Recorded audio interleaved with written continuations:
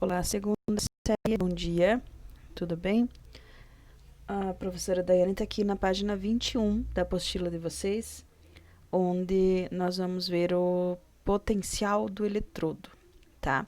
Nós começamos na semana passada a falar sobre pilhas e baterias, né?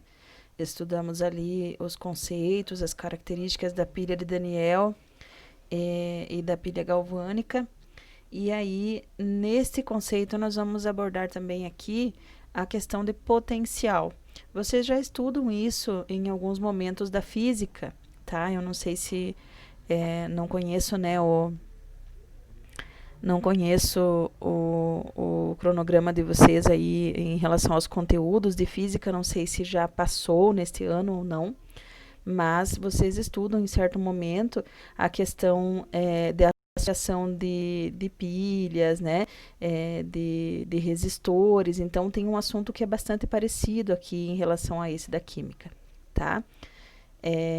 No caso do potencial do eletrodo, o que nós vamos abordar? Nós vamos abordar que para que ocorra essa transferência de elétrons entre o ânodo e o cátodo, né, que vocês viram aí na semana passada, como diz aqui no primeiro parágrafo, inclusive, os elétrons eles circulam do ânodo, que é o eletrodo negativo, para a direção do cátodo, que é o eletrodo positivo, né?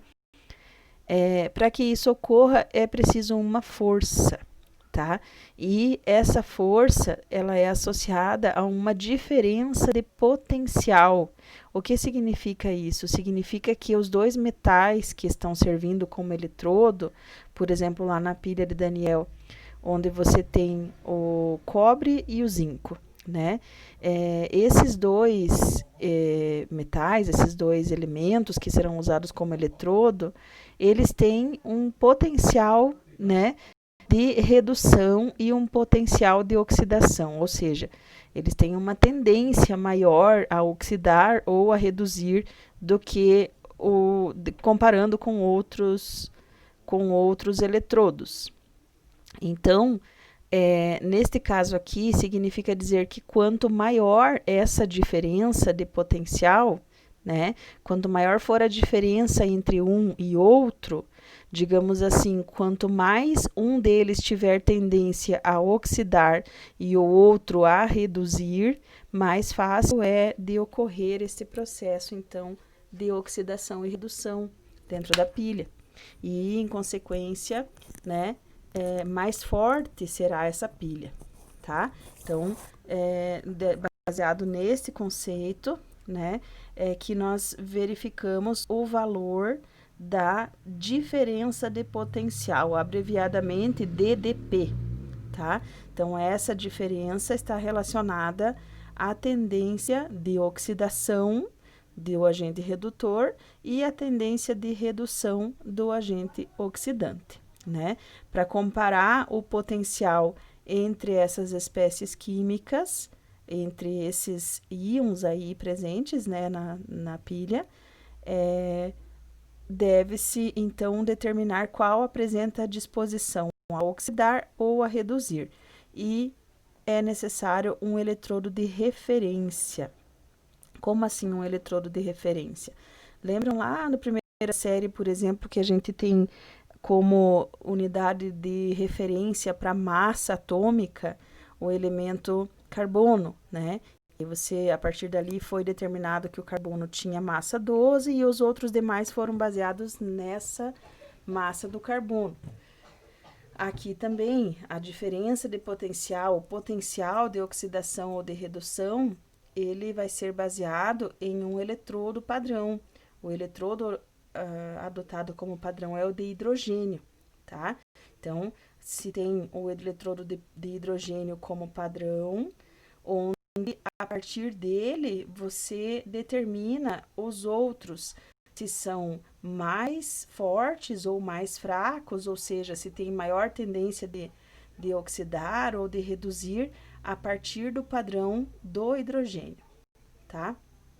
Então, aqui tem uma amostra para vocês, uma imagem, né, aí na página 21, que mostra como seria essa questão ali com o eletrodo padrão de hidrogênio e como funciona, como se determinou, né, a partir disso, as potências aí dos demais eletrodos, as diferenças de potenciais aí que apresentam os demais, tá?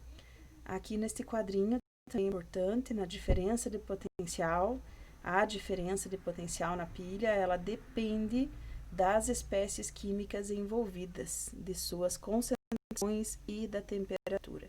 Por esse motivo, ela é medida nas condições padrão, que são a concentração de 1 mol por litro, a pressão atmosférica de 1 atm e a temperatura de 25 graus Celsius, né? E a DDP, a diferença de potencial, é representada por ΔE0, né? Então, essa é a representação da diferença de potencial, da variação de temperatura. Variação de temperatura não, variação de potencial da pilha. Aqui, por convenção, então, o eletrodo de hidrogênio é igual a 0 volts, né?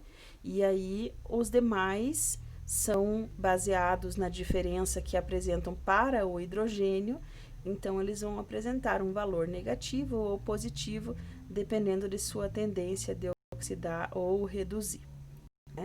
Aqui, a questão esta imagem está mostrando, esse esquema está mostrando, né, a determinação do potencial padrão do eletrodo de cobre, né, onde aparece ali uma diferença de potencial, o DDP, de 0,34 positivo, tá? Se vocês olharem aí na sequência,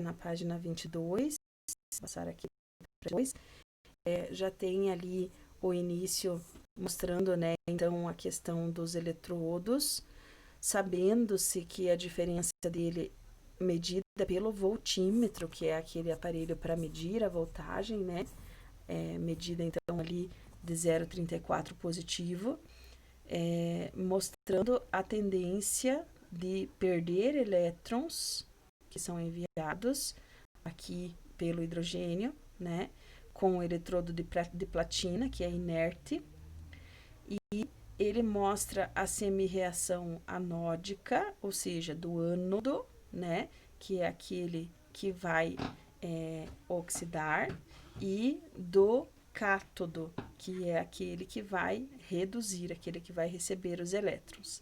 E a equação global, que é aquela onde a gente elimina os elétrons, que se repete ali nas duas equações, né?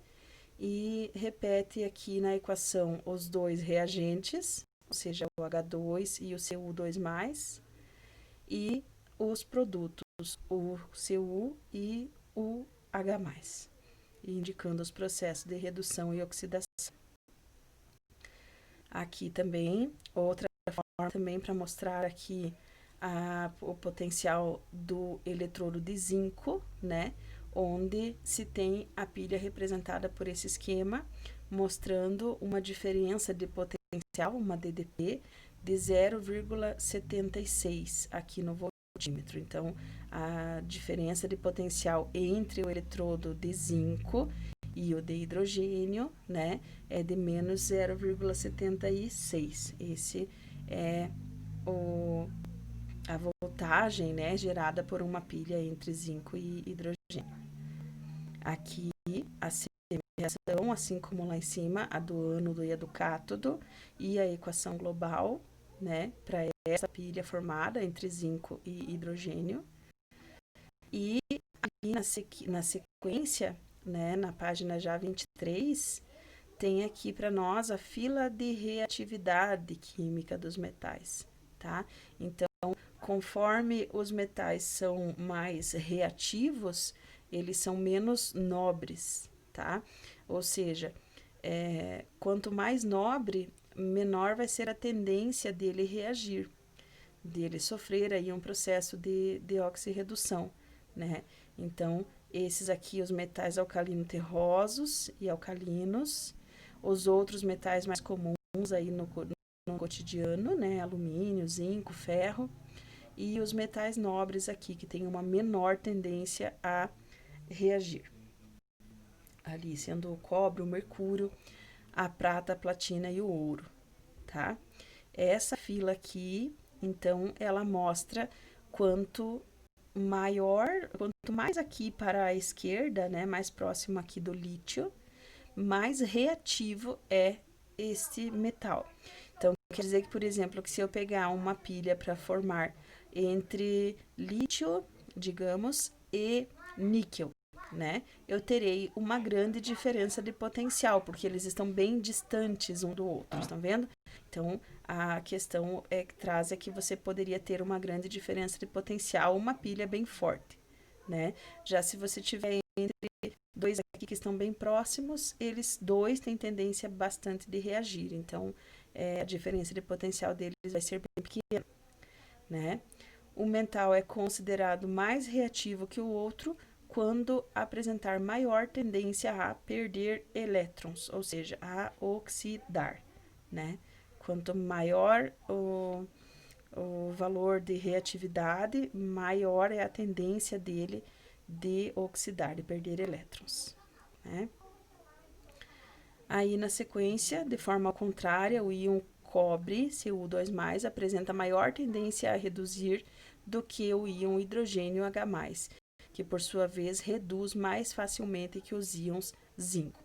Então, é só observar aqui a nossa lista, né, de reatividade e a gente vai ver que o cobre, por exemplo, está depois do hidrogênio, ou seja, ele é menos reativo do que o hidrogênio, né? Já o zinco está aqui à frente, então ele é bem mais reativo que o hidrogênio, ok? Então, isso é o que nós temos aí para hoje sobre potencial de redução das espécies envolvidas, tá?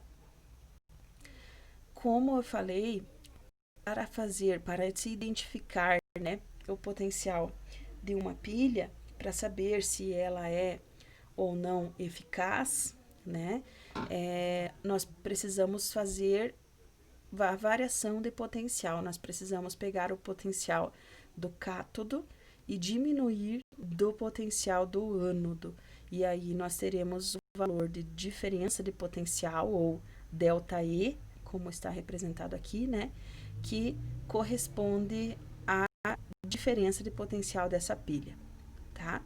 Sempre vai fornecer um valor positivo, tá? Mesmo que dê negativo, este vai ser sempre considerado positivo porque ele apresenta-se em módulo, assim, digamos, tá? Aqui, na sequência, finalizando aí a página 23, o potencial de redução de um eletrodo é numericamente igual à diferença de potencial elétrico entre determinado eletrodo e o eletrodo padrão ou normal de hidrogênio, ao qual foi atribuído o valor 0. Para finalizar aqui, na página 24, nós temos uma tabela que representa os potenciais de redução de alguns eletrodos, tá? Então, por exemplo, quando você for falar do lítio, né? Primeiro que está na tabela ali. O lítio tem o potencial de redução de menos 3,04, tá? Esse é o potencial de redução dele, né? Aí o zinco está ali do outro lado, menos 0,76. Um deles será o cátodo, outro será o ânodo. Quem será o cátodo? O que tiver maior potencial de redução, tá? Que tem a tendência maior de receber elétrons. Então, se nós pegássemos entre lítio e zinco, né? Quem seria deles o cátodo? Quem seria o cátodo? O menos 0,76, o zinco, porque ele tem um valor maior que o do lítio, que é menos 3,04, tá? Isso é um esqueminha interessante para vocês saberem também, tá? Então, isso já está aí na página 24, né? Na página 24.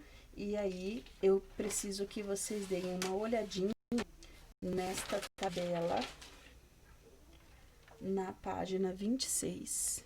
Vou colocar aqui.